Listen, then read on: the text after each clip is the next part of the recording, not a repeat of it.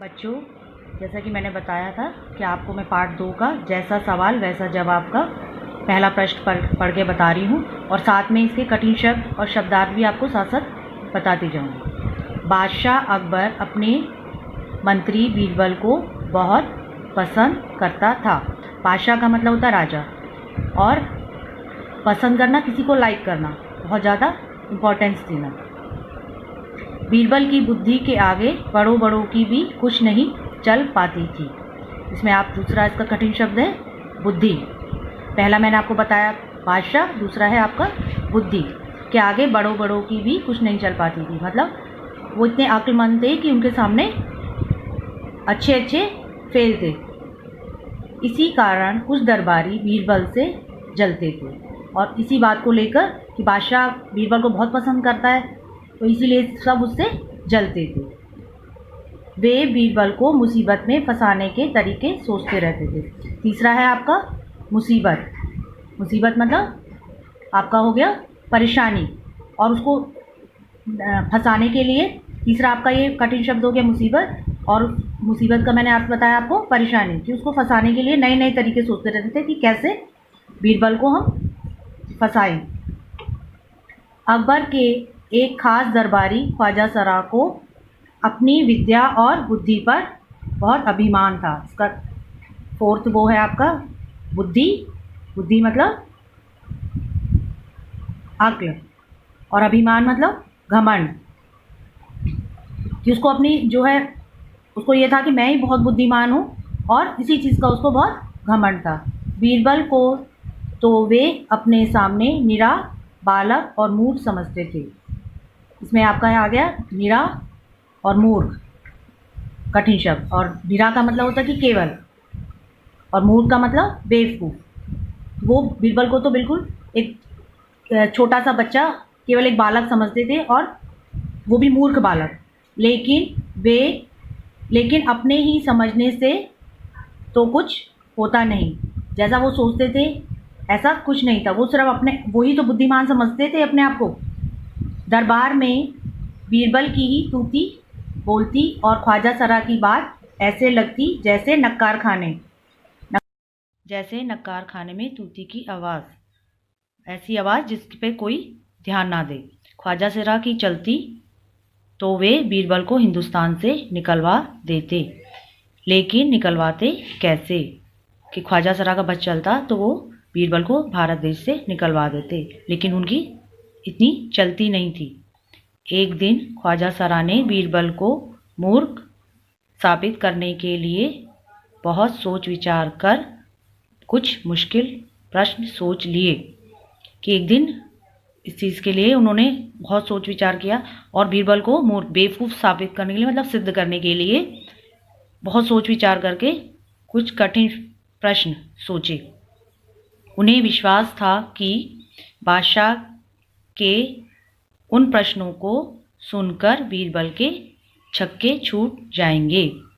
और उसे विश्वास था, उसे मतलब यकीन था कि बादशाह जब उनसे ये प्रश्न पूछेंगे तो बीरबल सुनकर बिल्कुल भी उनके उत्तर नहीं दे पाएगा और वो अपनी हार मान लेगा। वह लाख कोशिश करके भी संतोषजनक उत्तर नहीं दे पाएगा, कि पूरा प्रयास कर लेगा तब भी वो राजा को खुश करने वाले उत्तर नहीं दे पाएगा, जिससे कि राजा को लगे कि ये बुद्धिमान है। फिर बादशाह मान लेगा कि ख्वाजा सरा के आगे बीरबल कुछ नहीं है, कि बादशाह को भी यकीन हो जाएगा कि मैं ही बुद्धिमान हूँ और बीरबल केवल एक मूर्ख बालक है। हाँ, तो बच्चों ये है हमारा पार्ट 2 का दूसरा प्रश्न, सेकंड पेज। मैं पढ़ रही हूँ, ध्यान से सुनिएगा। ख्वाजा साहब अचकन पगड़ी पहनकर दाढ़ी सहलाते हुए अकबर के पास पहुँचे और सिर झुकाकर बोले, बीरबल बड़ा बुद्धिमान बनता है। कौन गए अचकन पगड़ी पहनकर? ख्वाजा साहब। और उन्होंने अचकन पगड़ी पहनी और अपनी दाढ़ी सहलाते हुए, मतलब हाथ फेरते हुए किसके पास पहुँचे? बादशाह अकबर के पास। और सिर झुकाकर बोले, क्या बोले? बीरबल बड़ा बुद्धिमान बनता है। क्या आप उसको वो अपने आप को बहुत बुद्धिमान बनता है, आप भी उसकी लंबी चौड़ी बातों के धोखे में आ जाते हैं। कि जो वो कहता है आप भी बड़ी उसकी हर बात में हाँ हाँ कर लेते हैं, उसकी हर बात में हामी भर लेते हैं। तो यहाँ पर हमारा अभी तक हमने 2 लाइनें पढ़ी हैं। इसमें इसका जो है एक कठिन शब्द है आपका बुद्धिमान, और यहाँ पर है लंबी चौड़ी। मैं चाहता हूँ कि आप मेरे 3 सवालों के जवाब पूछकर उसके दिमाग की गहराई नाप लें। कि मैं किसने कहा था ये? ख्वाजा सरा ने। कि मैं चाहता हूँ मेरे जो 3 सवाल हैं, मैं जो 3 सवाल तैयार करके लाया हूँ, आप उसके जवाब पूछें और उसके दिमाग, उसके मस्तिष्क की, उसकी बुद्धि की परीक्षा लें कि वो कितना बुद्धिमान है। उस नकली अक्ल बहादुर की कलई खुल जाएगी। कि जो भी वो जो बुद्धिमान बनता है ना, वो नकली है। उसकी जितनी भी उसमें अक्ल है, आज उसका सारा भेद खुल जाएगा कि वो कितना बुद्धिमान है। और मैंने जो अगर वो 3 सवाल जो मैंने तैयार किए हैं, आपको भी पता चल जाएगा कि वो कितना बुद्धिमान है, और आज उसकी सारी हकीकत जो है आपको पता चल जाएगी। चलिए आगे। ख्वाजा के अनुरोध करने पर अकबर ने बीरबल को बुलाया। यहाँ पर अनुरोध हमारा कठिन शब्द है और इसका शब्दार्थ हो गया प्रार्थना, उसकी विनती करने पर। और उनसे कहा, बीरबल परम ज्ञानी ख्वाजा साहब तुमसे 3 प्रश्न पूछना चाहते हैं। किसने अनुरोध किया था? किसने बुलवाया था बीरबल को? ख्वाजा सरा ने। और अकबर ने कहा उनसे, किससे कहा? बीरबल से, कि बीरबल जो हमारे परम ज्ञानी बहुत बुद्धिमान जो ये ख्वाजा साहब हैं, वो तुमसे 3 प्रश्न पूछना चाहते हैं, क्या तुम उनके उत्तर दे सकोगे? किसने कहा? बादशाह अकबर ने। किससे कहा था? बीरबल से। और उसके बाद बीरबल ने क्या कहा? बीरबल बोले, जहाँ पना ज़रूर दूंगा, खुशी से पूछें। बीरबल ने उत्तर दिया कि जहाँ पना, हाँ महाराज, मैं इनके उत्तर ज़रूर दूंगा, आप पूछिए, मैं खुशी से इनके उत्तर दूंगा। ख्वाजा साहब ने अपने 3 सवाल लिखकर बादशाह को दे दिए। ख्वाजा साहब ने किसको दिए वो 3 सवाल लिखकर? बादशाह अकबर को।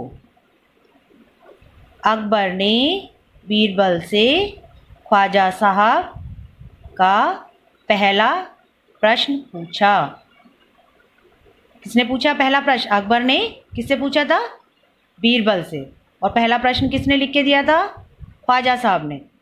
तो पहला प्रश्न क्या था? ध्यान से सुनिए। संसार का केंद्र कहाँ है? क्या पूछा उन्होंने पहला प्रश्न? कि संसार का केंद्र कहाँ है, कि उसका बीच कहाँ है, उसका मध्य बिंदु कहाँ है। संसार कठिन शब्द हो गया, और संसार का अर्थ होता है दुनिया, और केंद्र ये हमारा अगला कठिन शब्द है, और इसका मीनिंग है मध्य बिंदु, बीचों बीच, जो उसका दुनिया का जो बीच है। बीरबल ने तुरंत ज़मीन पर अपनी छड़ी गाड़ कर उत्तर दिया। किसने उत्तर दिया? बीरबल ने। क्या किया? अपनी छड़ी, जो उनके हाथ में छड़ी थी, वो तुरंत ज़मीन पर गाड़ी और उत्तर दिया, यही स्थान चारों ओर से दुनिया के बीचों बीच पड़ता है। क्या कहा उन्होंने?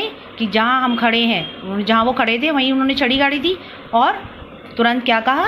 कि जहाँ हम खड़े हैं ये दुनिया का बीचों बीच है, यही संसार का केंद्र है।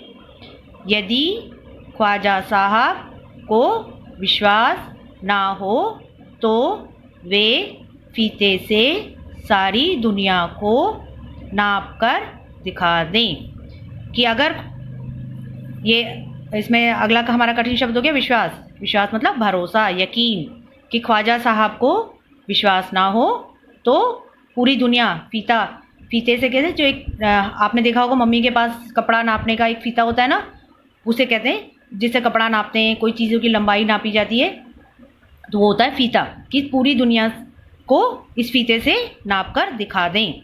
तो क्या बच्चों नाप सकते हैं हम पूरी दुनिया को? बिल्कुल नहीं नाप सकते। कि मेरी बात गलत है, कि पूरी दुनिया को फीते से नाप के दिखा दें कि मेरी बात गलत है, तो मैं मान जाऊंगा कि मेरा उत्तर भी गलत है। अकबर ने दूसरा प्रश्न किया, तो बादशाह अकबर ने, अब ये तो इनका पहला प्रश्न था। पहला प्रश्न क्या था? संसार का केंद्र कहाँ है?